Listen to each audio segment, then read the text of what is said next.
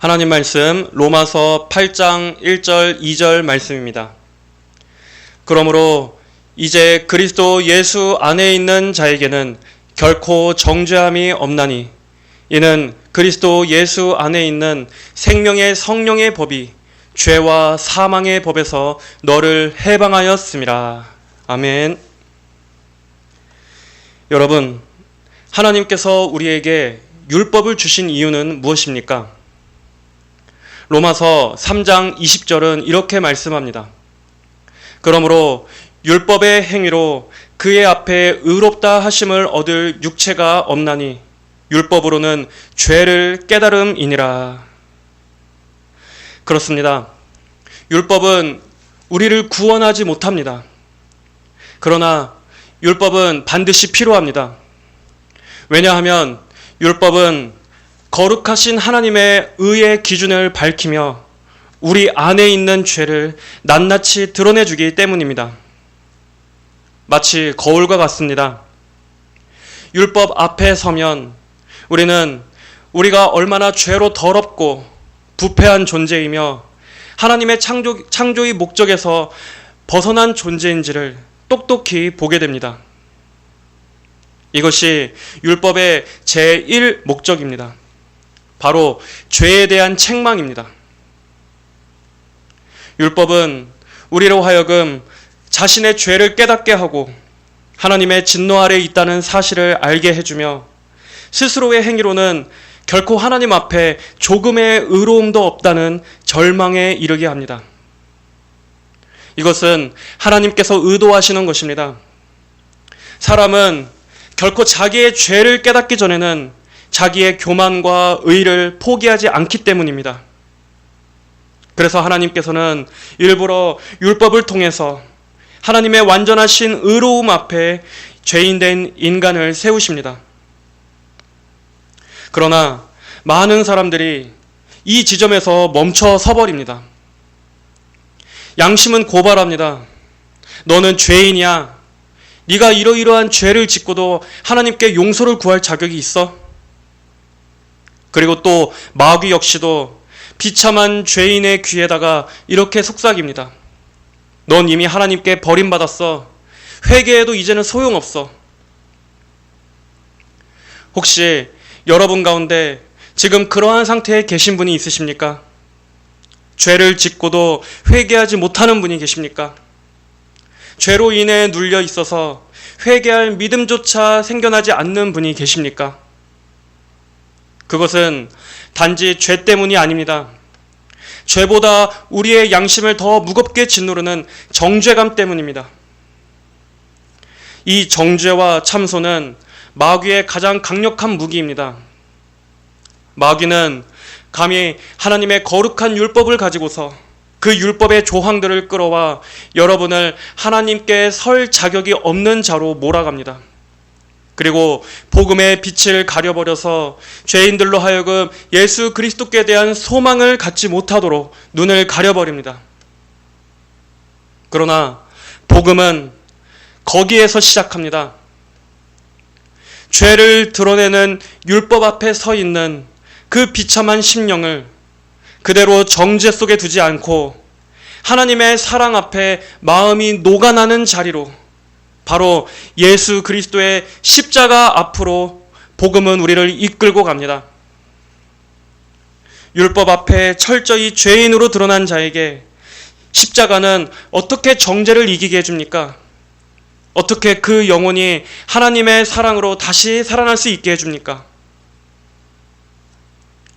예수님 앞에 끌려온 한 여인이 있었습니다. 요한복음 8장에서는 간음하다가 현장에서 붙잡혀온 여인이 나옵니다. 율법은 분명히 말합니다. 모세의 율법에 의한다면 간음한 여인은 돌로 쳐 죽여야만 합니다. 그 여인은 아무 말도 하지 못합니다. 고개조차 들지 못합니다. 그녀는 스스로 죄인임을 압니다. 그런데 중요한 것은 예수님께서 그녀에게 하신 말씀입니다. 나도 너를 정죄하지 아니하노니. 율법은 죄인을 고발합니다.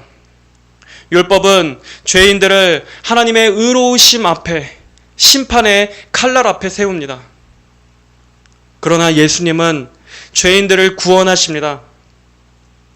율법은 우리의 죄를 보여주지만 예수님의 십자가는 죄를 덮습니다. 오늘 로마서 8장 1절도 이렇게 말씀합니다. 그러므로 이제 그리스도 예수 안에 있는 자에게는 결코 정죄함이 없나니. 여러분, 복음의 시작은 결코 정죄함이 없다 하는 이 선언입니다. 죄가 없다는 것이 아닙니다. 분명히 복음이라 할지라도 죄를 이야기합니다. 그러나 복음은 그 죄가, 나의 죄가 누군가에게 전가되었다라고 선언합니다. 이미 그 안에서 내 죄가 심판받았기 때문에 이제 더 이상은 두 번 심판하지 않겠다 하는 선언입니다. 그리고 내 죄가 전가된 자가 바로 십자가에 달리신 하나님의 아들이시라고 복음은 우리에게 선포합니다.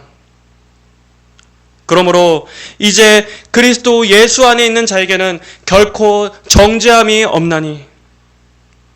이 말씀은 단순한 위로가 아닙니다. 이것은 법정적 용어입니다. 법정의 선포입니다. 예수님 안에 있는 자에게는 이제 더 이상의 정죄가 불가능하다라고 하나님께서 선언하시는 것입니다. 왜입니까? 죄의 값이 이미 치루어졌기 때문입니다. 하나님의 공의가 예수님의 십자가에서 만족되었기 때문입니다.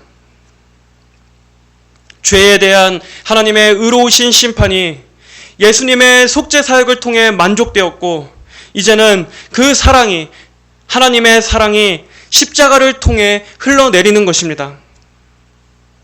그러므로 이제 더 이상의 죄의 고발은 유효하지 않습니다. 예수님의 십자가 아래로 피하는 자들에게 더 이상의 죄의 고발과 두 번의 심판은 임하지 않습니다. 예수님께서 나 대신 십자가에서 이미 죄의 값을 다 온전히 치르셨기 때문입니다. 다윗은 분명 살인의 죄를 지었습니다. 그는 엄밀히 얘기하면, 정직하게 얘기해도 그는 간음자였습니다. 하지만 그는 알고 있었습니다. 하나님께서 구하시는 제사는 상한 심령이라. 하나님이여, 상하고 통회하는 마음을 주께서 멸시치 아니하시리이다. 다윗은 분명 죄를 지은 죄인이었지만 그는 죄에 눌려서 낙담한 채 주저앉아 있지 않았습니다. 그는 자신의 죄인됨을 깊이 인정하면서 오히려 눈을 들어 하나님께만 소망을 두었습니다. 여러분, 이것이 신앙의 본질입니다. 참된 신앙은 하나님의 전적인 긍휼을 의지하는 것입니다. 믿음은 자기 자신이 아니라 하나님을 의지하는 것입니다. 내 안에서 나온 것으로 하나님께 드리는 것이 아니라 하나님께서 하신 그 일을 온전히 의지하는 것입니다. 나는 할 수 없습니다. 제 안에서는 나올 수 없습니다. 오직 주님만이 나의 구원이십니다. 고백하는 것입니다. 이러한 상한 심령은 자신은 하나님 앞에 아무것도 내세울 것이 없다는 것을 인정하는 겸손한 태도이기 때문에 그 자체로 은혜를 받을 수 있는 자리입니다. 하나님께서는 이러한 상한 심령을 기뻐하시며 상하고 통회하는 마음을 주께서 멸시하지 않으신다라고 말씀하셨습니다. 죄인이 자기의 의를 겸손히 포기하고 오직 가난하고 상한 마음으로 그리스도만을 붙드는 것을 하나님께서는 기뻐하십니다. 그러므로 믿음에는 두 가지 요소가 반드시 존재합니다. 자기 자신에 대한 부인과 예수님께 대한 전적인 의탁의 믿음. 그러므로 자신의 죄에 대한 회개가 없는 믿음은 거짓 믿음이고, 또한 상한 심령이 없는 구원이란 존재할 수 없다라고 말할 수 있습니다. 죄에 대한 애통함과 상한 심령으로 깨어지지 않은 채 예수님께 대한 전적인 믿음은 생겨날 수 없습니다. 자신의 의로 가득한 사람은 하나님의 은혜를 필요로 하지 않습니다. 오직 자신의 죄와 무력함을 깨달아 깊이 통회하는 자들만이 하나님의 긍휼 앞에 나아갈 수 있는 것입니다. 하나님의 긍휼 앞으로 이끌려지는 것입니다. 죄로 철저하게 낮아진 마음만이 은혜가 은혜로 여겨집니다. 긍휼이 긍휼로 여겨집니다. 감히 받을 만한 자격이 없는 내게 베풀어 주신 하나님의 그 크신 호의가 참된 은혜이자 선물로 다가오는 것입니다. 그러한 겸손한 마음을 가진 사람에게 있어서 감히 어떻게 하나님 앞에 자기의 공로를 주장할 수가 있겠습니까? 모든 것이 다 과분한 은혜인 것입니다. 심지어 회개조차도 겸손한 죄인에게는 기쁨이고 은혜로 여겨집니다. 그저 회개하게 하심에 감사요. 회개를 통해 하나님과 회복되게 하심에 감사요. 모든 게 하나님으로부터 주어지는 전적인 과분한 감사인 것입니다. 누가복음 15장에서는 탕자의 비유가 나옵니다. 탕자는 완전히 파산한 채로 거지이자 죄인의 모습으로 아버지의 품으로 돌아갑니다. 그런데 20절은 말씀합니다. 아직도 거리가 먼데 아버지가 그를 보고 측은히 여겨 달려가 목을 안고 입을 맞추니. 이 장면을 상상해 보십시오. 분명 그는 자기의 죄 때문에 망했었습니다. 그는 고의로 아버지를 떠났고 모든 것을 다 망쳐버린 빈손으로 돌아왔습니다. 그런데 그 아버지는 어떻게 했습니까? 그 아들을 책망하며 등짝을 후려 갈겼습니까? 그 아버지는 터덜터덜 걸어오는 아들을 향해 달려갔습니다. 그리고 아들을 품에 안아주었습니다. 그리고 아들에게 입을 맞추어 주었습니다. 여러분, 이것이 바로 예수 그리스도의 십자가의 본질입니다. 죄인은 더러움 때문에 감히 아버지 앞에 나아갈 수 없었지만 아버지가 먼저 그 아들에게로 달려왔습니다. 아버지가 죄 지은 아들을 먼저 안아주었습니다. 이것이 바로 우리의 하나님 아버지께서 우리 죄인들을 품으시는 마음입니다. 하나님의 영광은 하나님의 거룩하신 속성에만 있는 것이 아닙니다. 하나님의 영광은 죄인들을 품으시는 아버지의 사랑과 긍휼에서도 나타나는 것입니다. 십자가는 우리의 죄가 심판받고 죄에 대한 형벌이 내려지고 또 우리의 죄가 씻겨지는 곳일 뿐만 아니라 하나님 아버지의 사랑으로 탕자의 마음이 녹아지는 곳이고 죄인이 하나님의 품에 다시 안기는 곳이며 하나님을 사랑하게 만드는 자리입니다. 완악했던 죄인이 하나님의 크신 용서의 품 안에서 그 마음이 녹아져 내리는 자리가 바로 예수 그리스도의 십자가인 것입니다. 여러분, 죄는 무거운 것입니다. 하지만 십자가는 죄보다 더 무겁고 깊은 하나님의 사랑을 드러내줍니다. 성경에서 영광을 가리키는 히브리어 카보드는 그 원어가 무겁다라는 뜻입니다. 하나님의 영광, 그 하나님의 속성과 성품은 그만큼 위대하고 무게를 지니고 있다는 말입니다. 그런데 그 하나님의 영광이 어디에서 가장 환하게 드러났습니까? 어디에서 가장 하나님의 영광이 절정을 달하였습니까? 바로 예수님의 십자가에서 하나님의 영광이 가장 환하게 빛을 드러내신 것입니다. 하나님께서는 죄를 너무나 미워하시는 거룩하신 하나님이시기 때문에 십자가에서는 심판하시는 공의의 하나님을 보여주지만 또한 동시에 십자가는 말합니다. 하나님이 죄를 심판하시되 하나님은 죄보다 더 크고 무거운 사랑을 아들을 통해 나타내셨다고, 바로 그 독생자 예수 그리스도의 대속을 통해서 죄인들을 구원하시기를 기뻐하시는 하나님의 크신 사랑을 보여주셨다라고 십자가는 말하는 것입니다. 그래서 복음은 소망 없는 죄인들을 향해 이렇게 말합니다. 네가 죄인임을 깊이 애통하고 있다면 이미 너를 향한 은혜의 문은 활짝 열려 있다. 네가 너희 정죄감에 눌려 있다면 예수님이 달린 십자가는 너를 위해 준비된 소망의 자리이다. 너희 죄를 내가 속속들이 알지만 그러나 내가 너를 사랑한다. 나는 여전히 너를 부르고 있고 내가 먼저 너에게 달려갈 것이며 내가 너를 품에 안아줄 것이며 내가 너를 깨끗이 씻어 온전하게 고치겠다. 율법은 결코 죄인들의 실상은 드러내줄 수 있어도 죄인들을 품어줄 수는 없습니다. 그러나 예수 그리스도의 십자가의 복음은 죄인들을 아버지의 사랑으로 초청합니다. 죄인들을 하나님의 품 안으로 불러들입니다. 여러분이 율법의 정죄 아래 신음했다면 이제는 하나님의 이 아버지의 사랑 앞에 회개하십시오. 하나님의 사랑 앞에서 회개하십시오. 죄로 인해서 도저히 하나님 앞에 나아갈 수가 없습니까? 예수님께서 바로 죄인들을 위해 오셨습니다. 저와 여러분과 같은 우리 죄인들을 위해서 주님께서 오셨습니다. 하나님의 사랑이 너무나 멀고 추상적으로만 느껴지십니까? 여러분, 그렇지 않습니다. 십자가를 바라보십시오. 복음서의 절정이자 성경 전체의 구속이 향하고 있는 예수님의 십자가를 바라보십시오.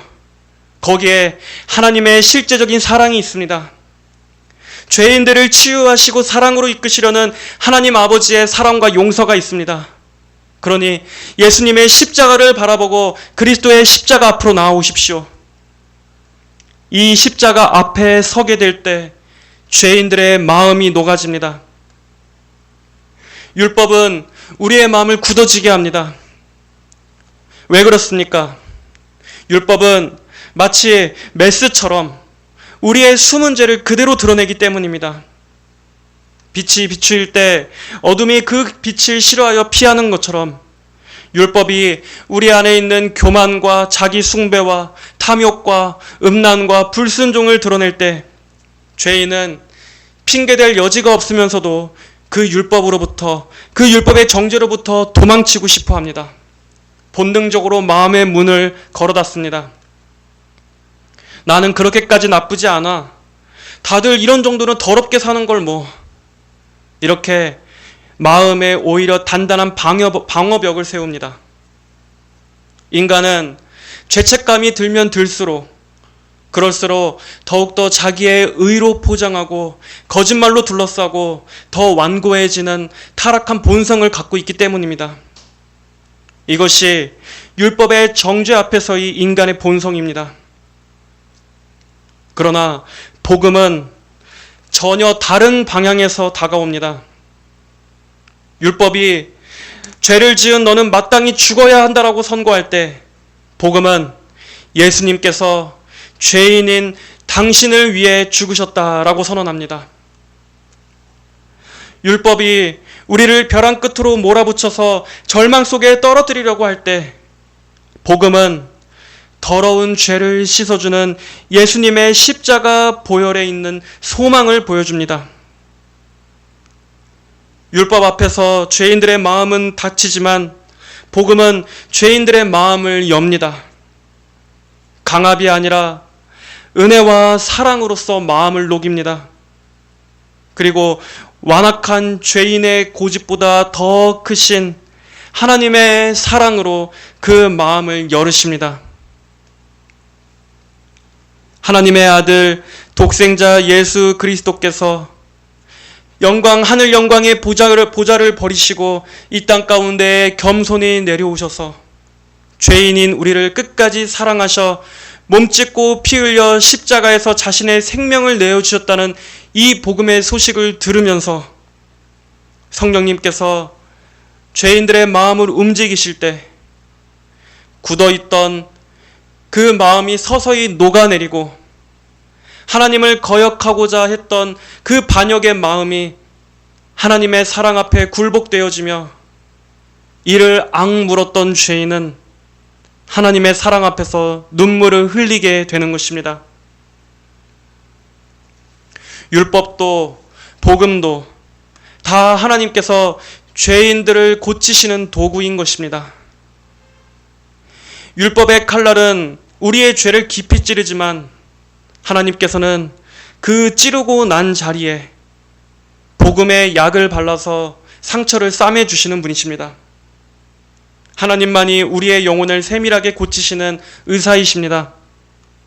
그러므로 여러분, 예수님의 십자가를 통해 하나님께서는 모든 율법의 정죄 아래 있는 자들이 예수님의 이 십자가 구속이라는 이 복음의 치료제를 바르기를 원하십니다. 주님 앞에 나오십시오. 혹시 나는 너무나 멀리 와버렸다. 나는 죄의 늪에 너무나 깊이 빠져버려서 이제는 더 이상 헤어나올 수 없는 지경까지 타락해버렸다. 절망하고 계십니까? 아니요. 여러분, 완전히 생각을 바꾸십시오. 복음은 우리의 자격이 아니라 하나님의 긍휼에 기초하는 것입니다. 우리에게서부터 출발하라는 것이 아니라 하나님으로부터 구원이 출발하여 임하였다는 것을 말해주는 것입니다. 오히려 아무것도 없는 빈손으로, 심지어 거기에다가 더러운 죄까지 얼룩져 있다 할지라도 예수님은 외면하지 않으신다고 말하는 것이 죄인들을 향한 복음의 소식입니다. 오히려 수고하고 무거운 짐진 자들이여, 목마른 죄인들이여, 그럴수록 더 주님 앞에 나오라고 외치고 부르는 것이 복음의 소식입니다. 예수님께서는 다 내게로 오라 말씀하셨습니다. 죄인을 위해 오신 주님, 저를 불쌍히 여겨주세요 외치며 주님 앞에 나오는 자들을 품어주시고 고쳐주시는 주님, 그 예수님 앞으로 나오십시오. 죄 때문에 굳어져 있는 마음들, 믿음이 없어서 정죄감에 눌려 두려워하고 있는 그 마음들이 오늘 이 시간 성령님께서 은혜를 주셔서 하나님의 사랑을 바라보고 그 그리스도의 십자가를 통해 아버지의 품을 넓게 펼치고 계시는 그 하나님의 사랑 안에서 녹아질 수 있기를 바랍니다. 예수님의 십자가 앞으로 나와 참된 기쁨과 아버지의 품어주심과 하나님께서 주시는 거룩한 의의 옷과 새 생명과 치유의 역사를 경험할 수 있게 해주시기를 간절히 주님의 이름으로 축복합니다. 하나님 아버지 감사합니다. 그러므로 이제 그리스도 예수 안에 있는 자에게는 결코 정죄함이 없나니 이는 그리스도 예수 안에 있는 생명의 성령의 법이 죄와 사망의 법에서 너를 해방하였음이라 말씀하셨습니다. 우리가 한 것이 아니라 예수님께서 하셨습니다. 예수님께서 죄와 사망과 마귀와 저주에 포로되어 있는 우리를 해방시키시기 위해서 예수님이 그 모든 일들을 다 이루었다고 말씀하시고 있습니다. 하나님, 그리고 이 복음은 하나님의 복음입니다. 하나님께서 소망 없는 죄인들을 위해 영원 전부터 예비하신 생명의 복음이요, 구원의 복음이요, 우리가 살 수 있는 생명길임을 아버지 우리가 믿습니다. 오늘도 죄와 죄책과 정죄감에 시달리고 하나님께 대한 믿음이 없어 소망 없이 좌절하고 있는 그 심령들에게 아버지 성령님께서 이 복음의 초청을 환히 비춰주시고 저들의 양심 가운데 들려주셔서 예수 그리스도 앞으로 나올 수 있도록 아버지 전적으로 이끌어 주시옵소서. 오직 하나님께서만 홀로 영광 받으시기를 바라오며 살아계신 예수 그리스도의 이름으로 기도하여